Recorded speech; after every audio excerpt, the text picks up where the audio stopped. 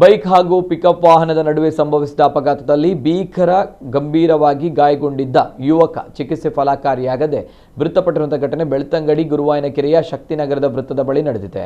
ಮೃತಪಟ್ಟ ಯುವಕನನ್ನ ಕಾರ್ಕಳದ ನಿವಾಸಿ 21 ವರ್ಷದ ನಾಗರಾಜ್ ಎಂದು ಗುರುತಿಸಲಾಗಿದೆ. ನಾಗರಾಜ್ ಅವರು ಗುರುವಾಯನಕೆರೆಯಲ್ಲಿರುವ ತಮ್ಮ ದೊಡ್ಡಪ್ಪನ ಮನೆಗೆ ಕಾರ್ಯಕ್ರಮಕ್ಕೆ ಬೈಕ್ನಲ್ಲಿ ಬಂದಿದ್ರು. ಈ ವೇಳೆ ಗುರುವಾಯನಕೆರೆ ಕಡೆಯಿಂದ ಬರ್ತಾ ಇದ್ದ ಪಿಕಪ್ ವಾಹನಕ್ಕೆ ಡಿಕ್ಕಿ ಹೊಡೆದಿದ್ದಾರೆ.